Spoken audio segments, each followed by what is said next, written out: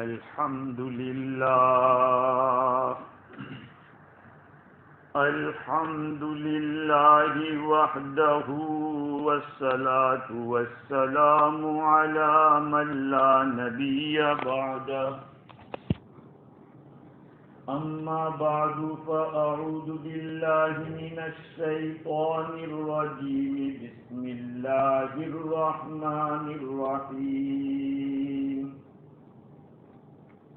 اليوم يئس الذين كفروا من دينكم فلا تخشوهم واخشون اليوم أكملت لكم دينكم وأتممت عليكم نعمتي ورضيت لكم الإسلام دينا وقال تعالى واذكروا الله في أيام معدودات صدق الله العظيم.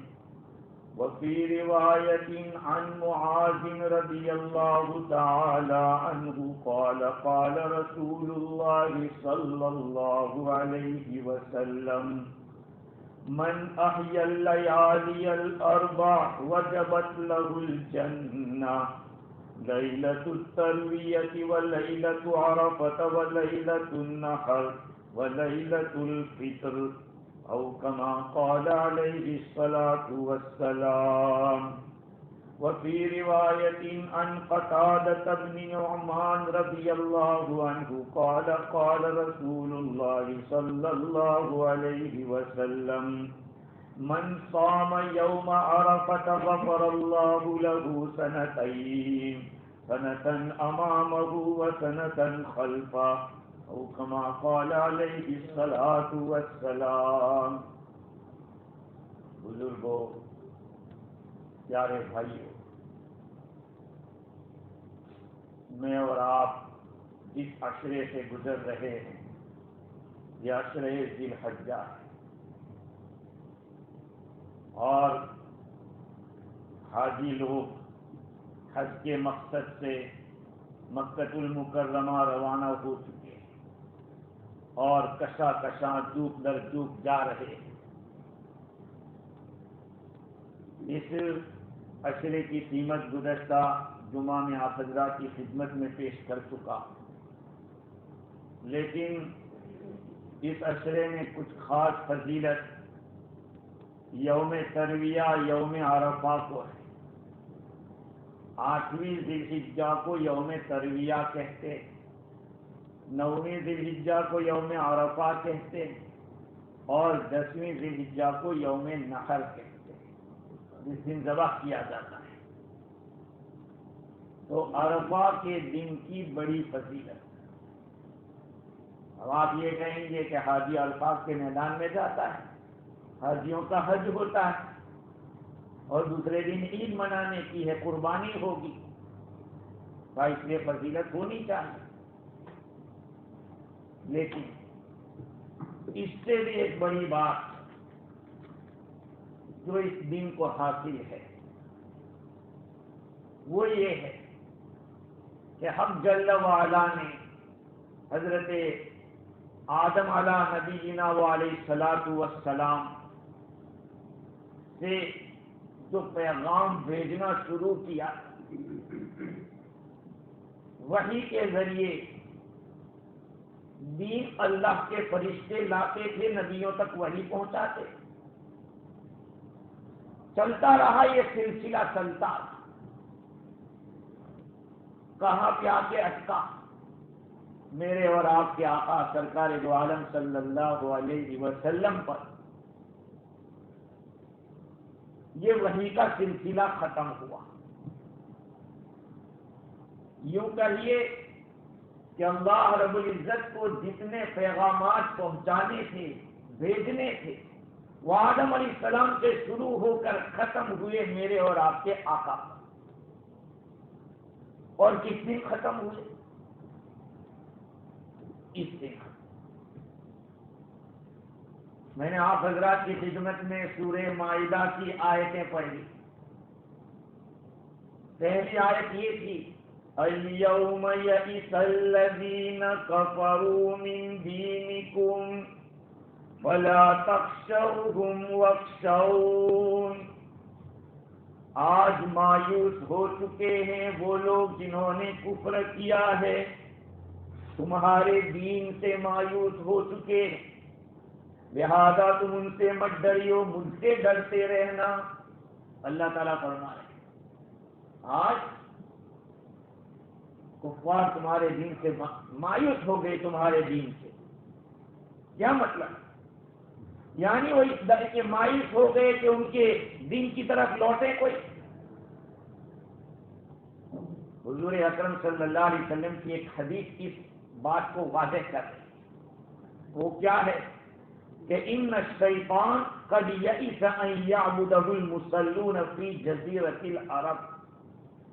شیطان جزیرہ عرب کے اندر مایوس ہو گیا کہ یہ جو نماز پڑھنے والے ہیں اب میری پوجا کریں گے. نہیں، شیطان نا امید ہو گیا کہ اب کچھ نہیں ہوگا، میری پوجا نہیں ہوگی. تو ہوگا کیا؟ حضور نے فرمایا وَلَٰكِن بِالتَّحْرِيشِ بَيْنَهُمْ. شیطان ان لوگوں کو آپس میں ایک دوسرے کے خلاف بھڑکائے گا. یہ کام کرتا ہے، امت کو بھڑکاتا رہے گا، آپس میں بھڑاتا رہے گا. اور ایک مطلب یہ بھی ہے کہ مسلمانوں کی مشابہت سے کفار مایوس ہو گئے کہ اب مسلمانوں کے اندر جو صفات ہیں وہ کبھی شرک والوں کی صفات نہیں آئے گی، اور شرک والوں کی یا شرک جیسی کوئی بات ان کے اندر نہیں پیدا ہوگی. اس سے وہ لوگ مایوس ہو گئے کہ اب نہیں ہوگا، ہمارا کچھ چلے گا. اس آیت کے بعد جو آیت کریمہ ہے وہ آیت کریمہ ایک بہت بڑی نعمت ہے. اليوم اکملت لکم دینکم وَأَتْمَمْتُ عَلَيْكُمْ نِعْمَتِي وَرَضِيتُ لَكُمُ الْإِسْلَامَ دِينًا. آج میں نے تمہارے لیے تمہارے دین کو مکمل کر دیا ہے اور میں نے اپنی نعمت کو تمہارے اوپر تمام کر دیا، اور میں تم سے دین اسلام سے راضی ہو گیا. تمہارے لیے دین اسلام کو میں نے پسند کر لیا، میں راضی ہو گیا تم سے. حافظ ابن کثیر رحمۃ اللہ علیہ نے اپنی تفسیر میں اس آیت کریمہ کے تحت لکھا ہے کہ ہذہ اکبر نعم اللہ علی ہذہ الامہ. اللہ کی نعمتوں میں سے ایک بڑی نعمت یہ آیت. اللہ تعالیٰ کی بڑی بڑی نعمتوں میں ایک اس امت کے اوپر اللہ نے بہت بڑی نعمتیں دی، لیکن ڈالی نعمتیں اللہ نے بھیجی. ان نعمتوں میں ایک بڑی نعمت یہ آئے. کیسے؟ کہ اللہ تعالیٰ نے ان کے دین کو مکمل کر دیا. اب کسی اور دین کی ضرورت نہیں، کسی اور دھرم کی ہمیں ضرورت نہیں ہے، کسی اور نبی کی ہمیں ضرورت نہیں ہے. ہمارے سارے نبیوں کا سردار ہمیں ملا. اسی لیے حضور اکرم صلی اللہ علیہ وسلم کو خاتم الانبیاء بنایا. آپ کے بعد کوئی نبی نہیں، کسی قسم کا کوئی نبی نہیں، کسی قسم کا کوئی نبی. کوئی دوسری الٹی سیدھی بات کر کے کہے کہ ایسا نبی ویسا نبی، کسی قسم کا نبی نہیں. اللہ کے نبی کے بعد اب کوئی نبی آنے والا نہیں. اور حضور اکرم صلی اللہ علیہ وسلم کو سارے انسانوں اور جناتوں کی طرف نبی بنا کر بھیجا. فلا حلال الا ما احلہ. لہذا کوئی حلال چیز نہیں ہوگی مگر وہ جو حضور نے حلال کر. ولا حرام الا ما حرمہ. کوئی چیز حرام نہیں ہوگی مگر وہ جو اللہ کے رسول نے حرام کر دی. ولا دین الا ما شرعہ.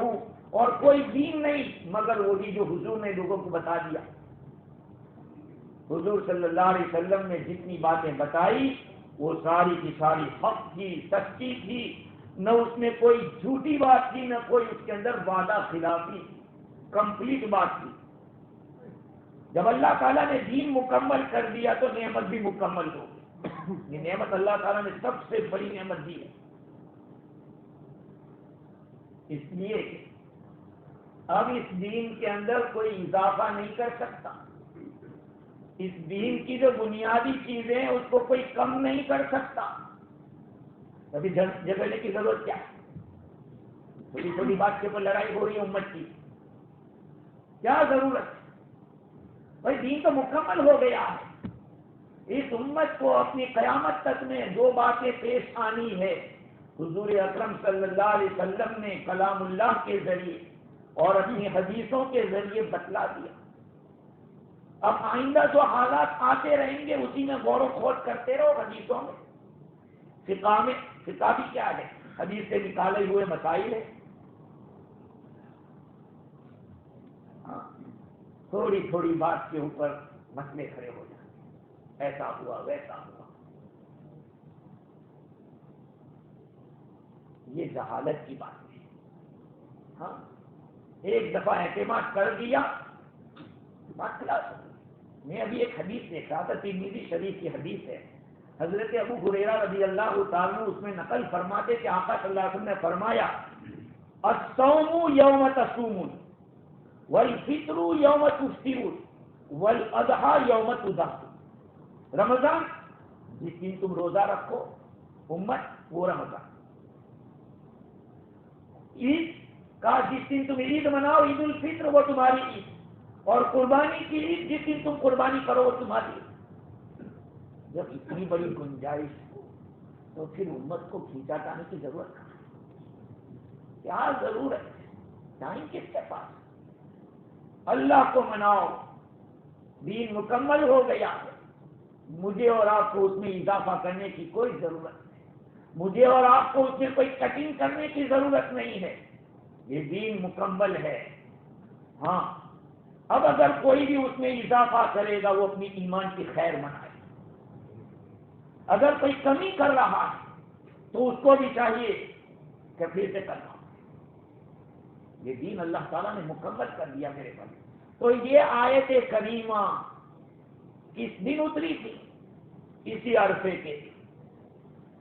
اب بتائیے ایک آدمی اپنی بلڈنگ بناتا ہے اور بلڈنگ میں پیسے خرچ کرنے کے بعد جب بلڈنگ مکمل ہو جاتی ہے تو لوگوں کو دعوت دیتا ہے اور خوب خرچ کرتا ہے. پھر ہر سال یاد کرتا ہے کہ یار اس کو 1 سال ہو گیا، اس کو 2 سال ہو گئے ہیں.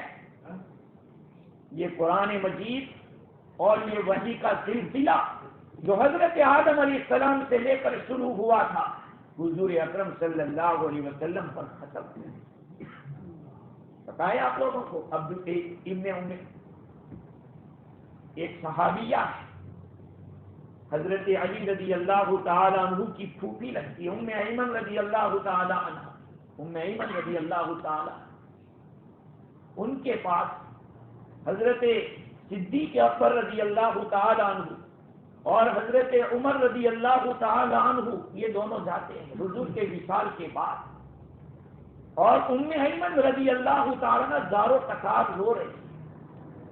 حضور کے وصال پر کہا کہ بات یہ ہے کہ اللہ کے نبی کے اس دنیا سے پردہ فرمانے کے بعد اب وحی نہیں آئی، وحی کا سلسلہ ختم ہو گیا، اس پر ہم کو رونا آ رہا ہے. تو یہ عرفے کا دن اس حاجی عرفات میں جائیں گے وہی ایک بات نہیں ہے. قرآن مجید کی یہ آیت کریمہ جب نازل ہوئی عرفات کے میدان میں نازل ہوئی، اس کے بعد آقا صلی اللہ علیہ وسلم 81 ڈے زندہ رہے. پھر دنیا سے حضور صلی اللہ علیہ وسلم کا انتقال ہو گیا.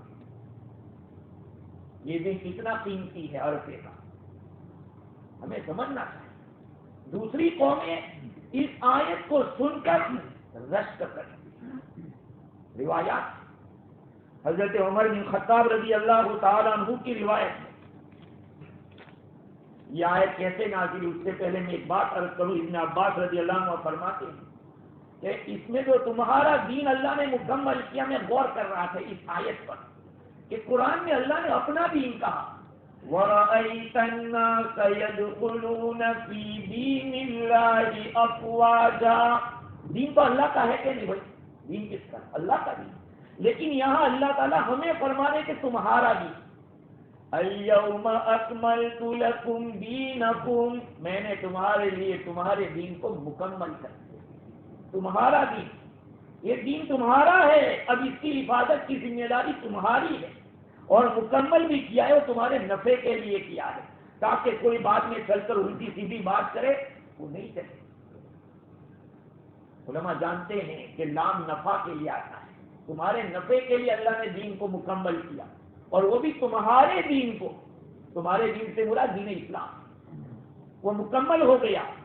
ابن عباس رضی اللہ تعالیٰ فرماتے ہیں کہ جب اللہ تعالیٰ نے یہ خبر دی حضور صلی اللہ علیہ وسلم کو اور ایمان والوں کو، اس نے بتلا دیا کہ ایمان مکمل ہو گیا، اب ایمان میں کوئی اضافہ نہیں کر سکتا کوئی بات، مومن بھی کے اندر جن جن چیزوں کو ایمان لانا ہے اس کو کوئی بڑھا نہیں سکتا، لہذا قیامت تک کسی اضافے کی اور انکریز کرنے کی ضرورت نہیں ہے، اور جب اللہ تعالیٰ نے اس کو مکمل کیا ہے تو اس کو کوئی کم بھی نہیں کر سکتا، اور اللہ تعالیٰ نے دین کو پسند کیا ہے، لہذا اس دین کے علاوہ کوئی اختیار کرے گا وہ اللہ کو ناراض کرے گا، اس دین کے علاوہ کسی اور چیز سے اللہ راضی نہیں ہوگا، یہ کھلا اعلان ہے اللہ تعالیٰ۔ مفسر سدی کے حوالے سے حافظ ابن کثیر رحمۃ اللہ علیہ نے لکھا ہے کہ یہ آیت کریمہ عرفہ کے دن نازل ہوئی، اور اس کے بعد کوئی حلال حرام کا حکم نہیں آیا کہ یہ جائز ہے ناجائز، اس کے بعد کوئی حکم نہیں آیا، بس یہ آخری آیت آئی، دوسری آیت تو آئی ہوگی لیکن حلال اور حرام کے بارے میں نہیں آئی، دین مکمل ہوگا۔ ورنہ جو سب سے آخری آیت قرآن مجید کی اتری ہے، وَاتَّقُوا يَوْمًا تُرْجَعُونَ فِيهِ إِلَى اللَّهِ ثُمَّ تُوَفَّى كُلُّ نَفْسٍ مَا كَسَبَتْ وَهُمْ لَا يُظْلَمُونَ، یہ آیت سب سے آخر میں، اور اس کا ترجمہ کیا ہے؟ اس کا ترجمہ ہے کہ اس دن سے ڈرو، اس دن سے ڈرو جس دن تم اللہ کے پاس لے جائے جاؤ گے، پھر اللہ تعالیٰ بدلہ لے گا، دے گا ہر ذات کو، ہر جان کو جو کچھ دنیا میں کیا تھا اس کا پورا پورا بدلہ دے گا۔ یہ آیت سب سے آخر میں نازل ہوئی، سب سے آخر میں اترنے والی سورت اذا جاء نصر اللہ، اذا جاء نصر اللہ سب سے آخر میں سورت اتری وہ یہ تھی۔ خیر تو میں عرض کر رہا تھا کہ حضور اکرم صلی اللہ علیہ وسلم پر یہ آیت نازل ہوئی، اس کے بعد حضور صلی اللہ علیہ وسلم واپس ہوئے مدینۃ المنورہ اور آپ کی وفات ہو گئی۔ اسماء بنت عمیس رضی اللہ تعالیٰ عنہ فرماتی ہے کہ حضور کے ساتھ میں بھی حج میں گئی ہوئی تھی سن ہجری 10 کے اندر، حضور نے ایک ہی حج کیا ہے، ہجرت کے بعد ایک ہی حج کیا ہے، میں بھی حج میں گئی تھی حضور کے ساتھ، اور ہم لوگ چل رہے تھے، راستے میں حضرت جبریل امین کی تجلی ہوئی، آپ صلی اللہ علیہ وسلم اپنی سواری کے اوپر تھوڑے جھک گئے، اونٹنی ایسی بوجھل ہو گئی تھی کہ طاقت نہیں رکھتی تھی کہ حضور کے وزن کو برداشت کر سکے، اس لیے کہ آپ کے اوپر وحی نازل ہوئی۔ یہ کوئی ایسا پیغام نہیں تھا کہ کتاب دے دی حضور کو کہ لو یہ قرآن پڑھ لو، نہیں، 23 ایئرس میں بندوں کی ضرورت کے مطابق یہ بات یاد رکھتے، اللہ کو کوئی ضرورت، نہ میری ضرورت ہے نہ آپ کی ضرورت ہے، نہ میری نماز کی اللہ کو ضرورت ہے نہ آپ کی عبادت کی کوئی ضرورت تو ہماری، تو بندوں کو جتنی ضرورت پڑتی گئی اللہ قرآن اتارتا گیا۔ تو 23 سال میں کتنی دفعہ وہی آئی ہوگی، کئی ہزار دفعہ، اور حضور کو کتنی تکلیف اٹھانی پڑی ہوگی، اونٹنی پر تشریف فرما ہے، یہ آیت لے کر جبریل امین آئے ہیں اور اونٹنی بالکل بوجھل ہو گئی ہے، یہاں تک کہ اونٹنی بیٹھ جاتی ہے۔ حضرت اسماء فرماتی ہے کہ میں گئی اور میرے پاس جو چادر تھی میں نے حضور کو اڑا دی۔ اس کے بعد یہ آیت کریمہ نازل ہوئی۔ ابن جریج فرماتے ہیں کہ آپ صلی اللہ علیہ وسلم اس کے بعد 81 دن 81 ایئر زندہ رہے۔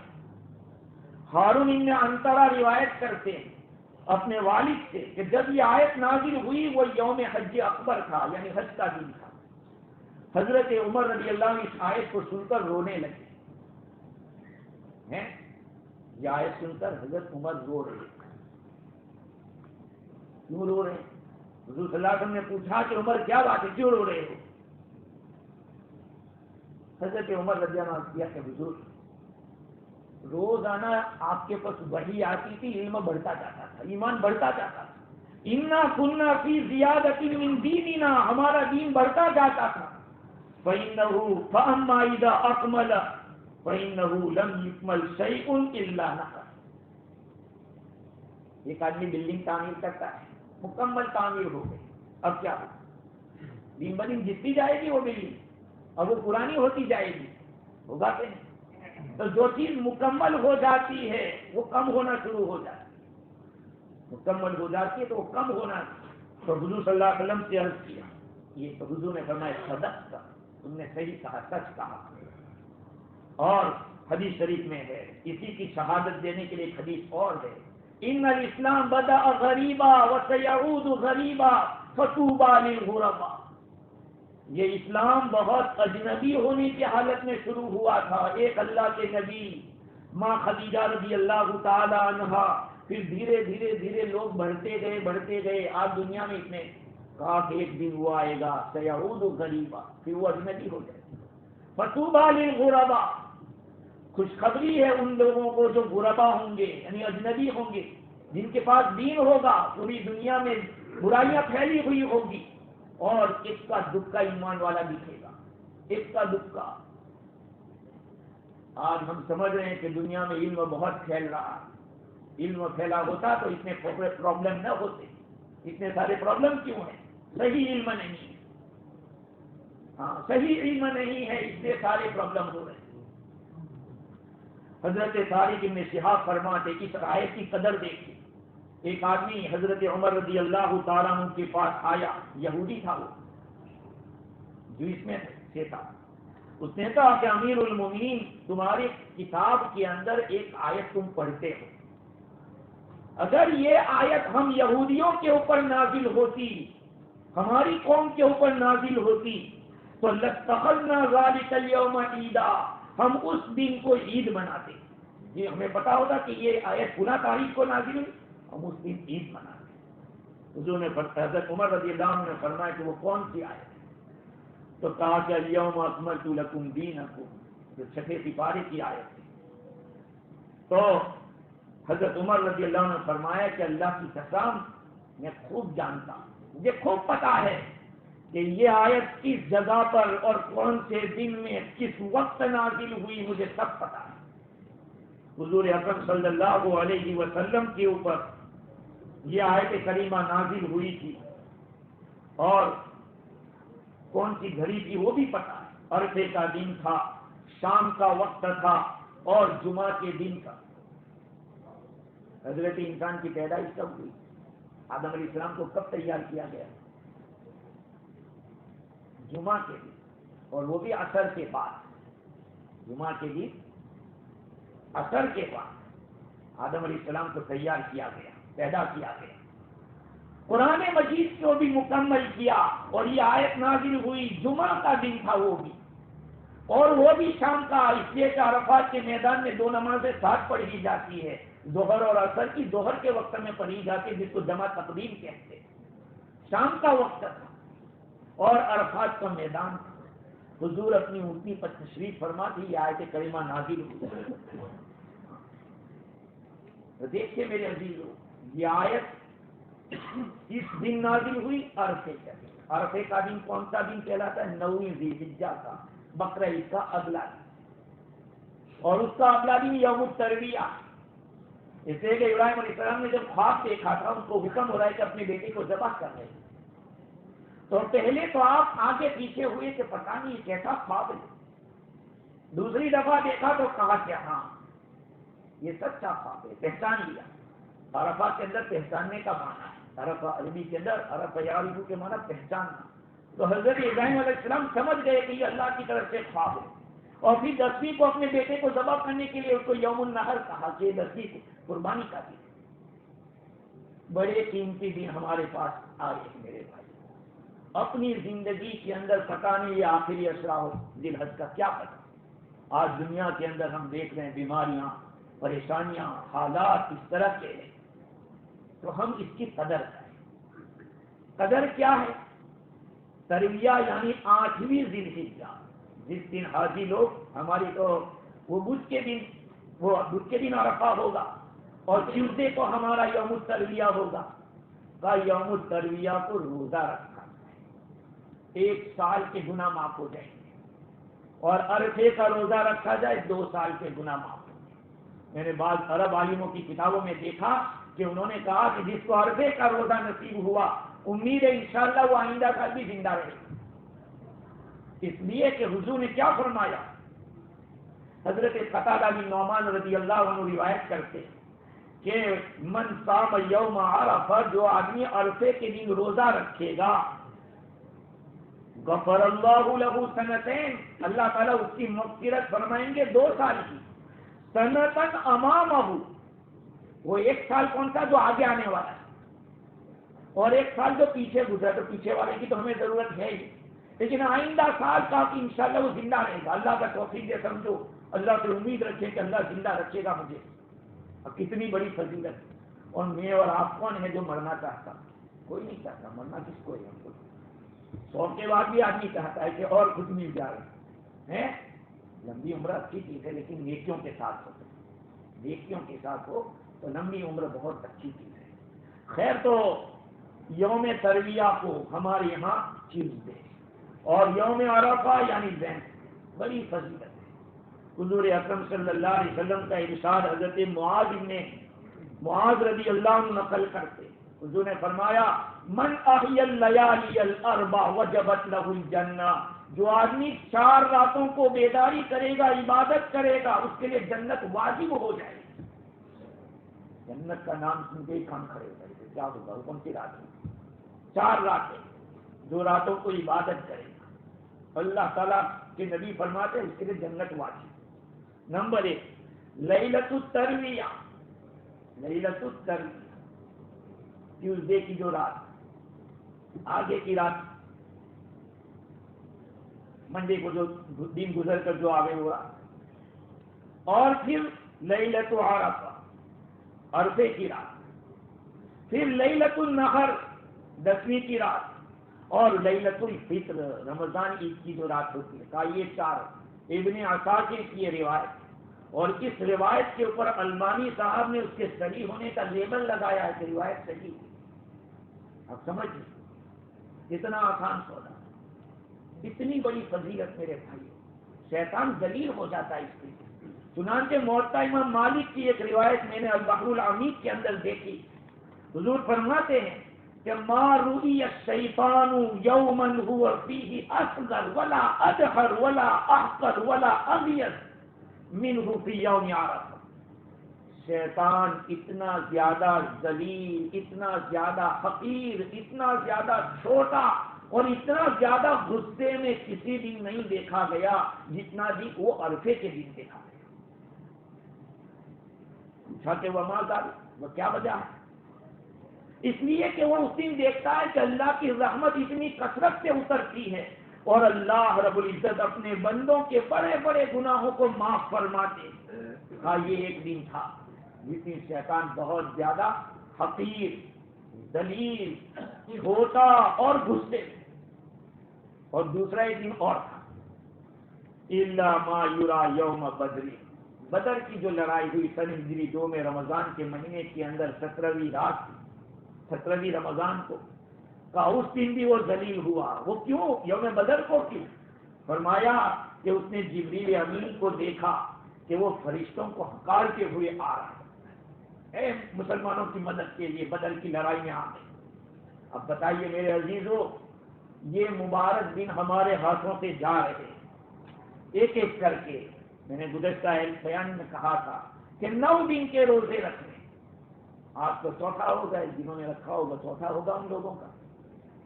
اب شنیچر, اتوار, پیر, منگل, بدھ اتنے رکھنے کے, اتنا نہ رکھے, کم از کم منگل بدھ کا رکھو, اور وہ بھی نہیں تو کم از کم بدھ کا رکھو. اتنی بڑی فضیلت.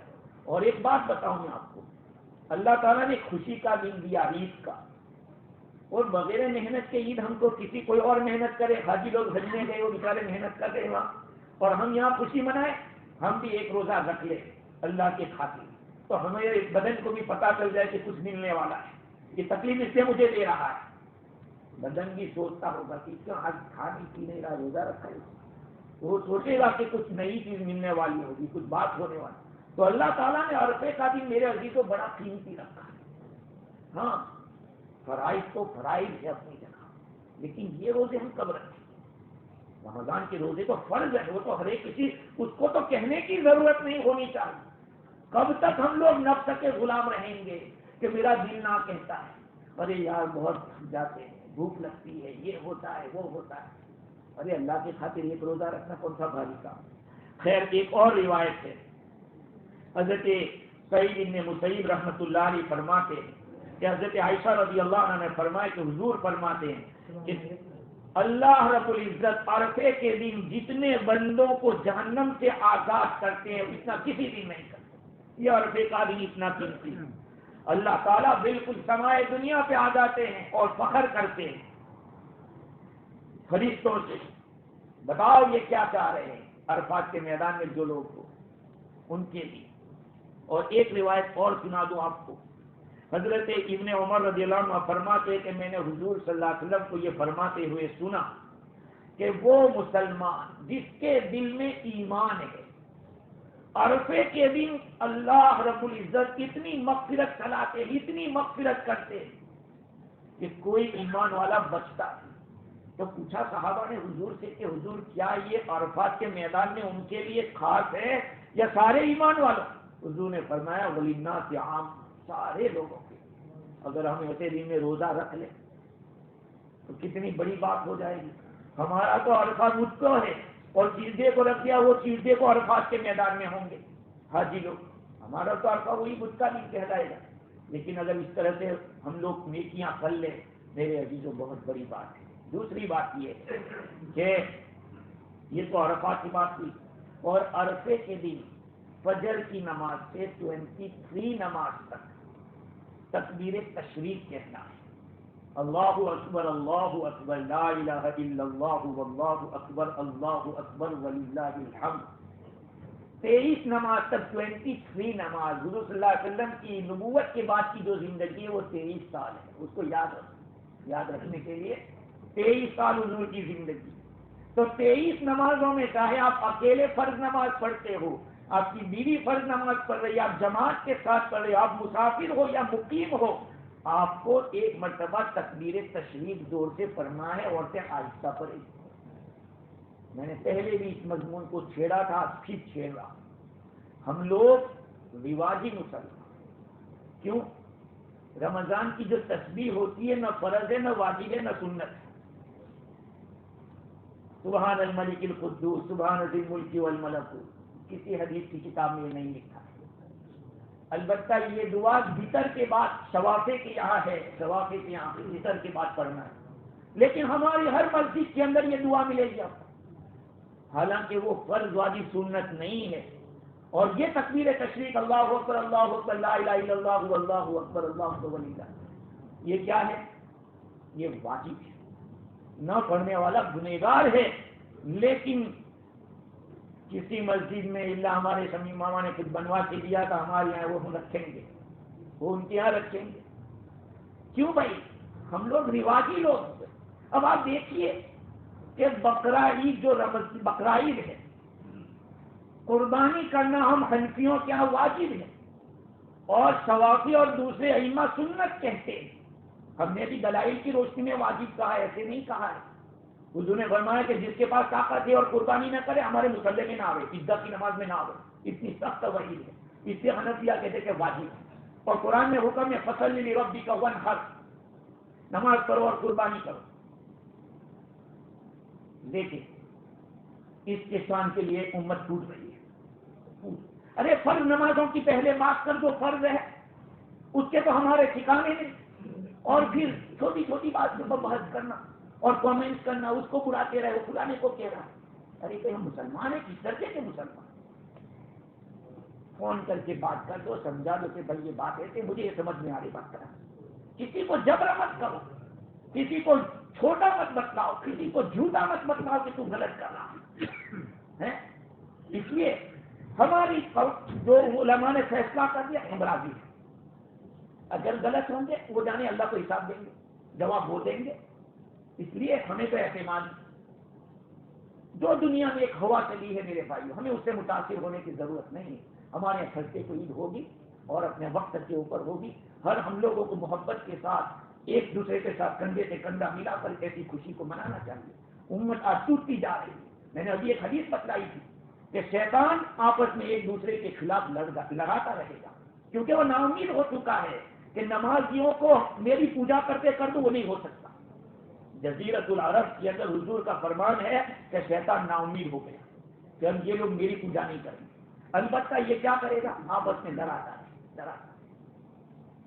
تو تکبیر تشریف کہنا ہے وہ واجب ہے، ہر ایک آدمی کو یاد کر لینا چاہیے. اور جو گروپوں کے اندر رہتے ہیں ان کو یہ تکبیر بھیجنی بھی چاہیے، تکبیر تشریف. اور قربانی کی دعا بھی بھیجنی چاہیے. قربانی کی دعا بھی بھیج دو، آتی ہے تو پڑھ لو اور کرو قربانی. اور ہر جوان کو یاد کرنا چاہیے. اب تو ہم مسلمانوں کو چاہے کہ ہر ایسی بڑی جو چیزیں موٹی موٹی ہے ہر ایک کو یاد رکھنا چاہیے. خیر ایک کام تو یہ کرنا ہے تکبیر تشریف کا. دوسرا ایک کام یہ کرنا ہے کہ عید کی جو رات ہے اس رات کے اندر عبادت کرنا ہے. یعنی وینسڈے کو جو رات آئے گی وہ اس رات کو بھی عبادت کرنے کی بڑی فضیلت ہے.